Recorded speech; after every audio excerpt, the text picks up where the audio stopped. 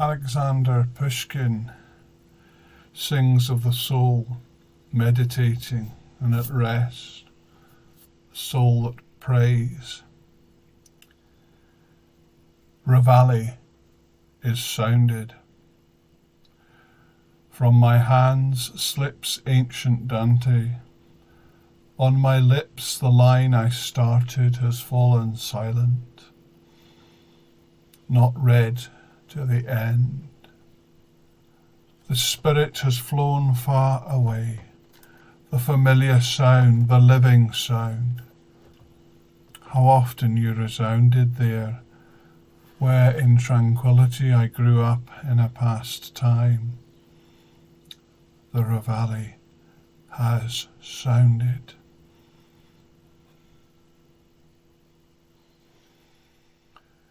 Sergei Sviridov set this in a choral sequence, and his awakening call is a call of a treble bird, and the dreamer a great solo voice, solo bass, underlined by a slow-moving choral dreeps that sound like the soul's constant breathing.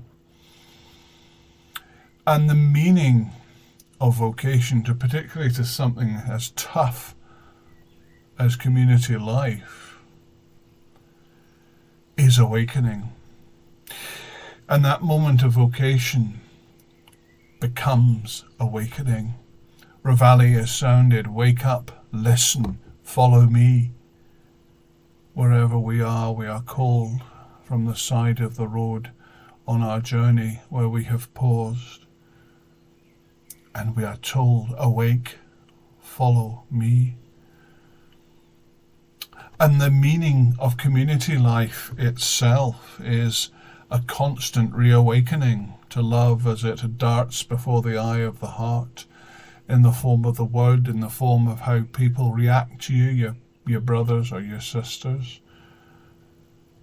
Or, if it's not that, it can become as empty as the ruin of a church building whose meaning has died, such as the ruination and destruction of the great Gothic church of St. Jacques in Abbeville in 2013.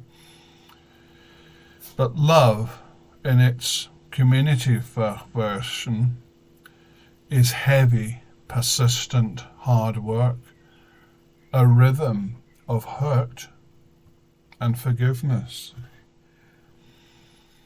A great writer on community life once wrote that community is the praying together, the eating together, and the working together, or it is not community.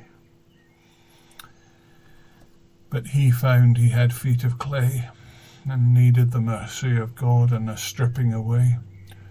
And community life is inevitably a repetition of that station where you get stripped.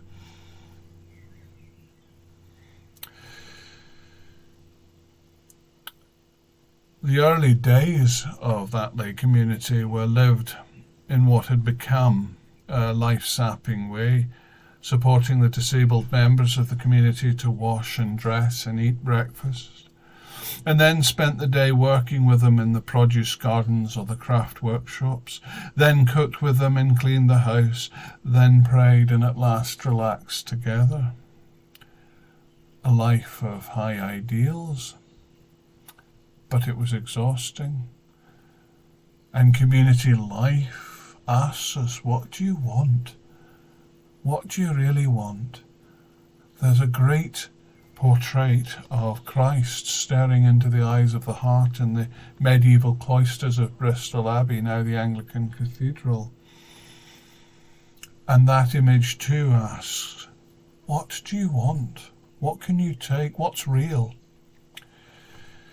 Now, that life of lay life I've just described sounds good, but this then ignores the immense realities of being human beings in shared settings, being, in effect, the walking wounded, and the wounded people, in that case, people with disabilities who carried great hurts and angers, and sometimes even verbal violences that come from unanswered cries deep in the long history of their lives.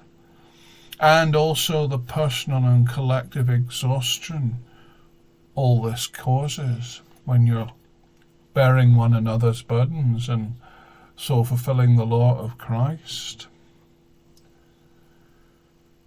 All members of community carry such burdens on their backs, walking their own private sorrowful way each, and the cry is so often visible and deafening.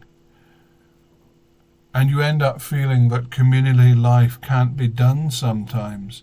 It is hard. It is impossible. It is the cross.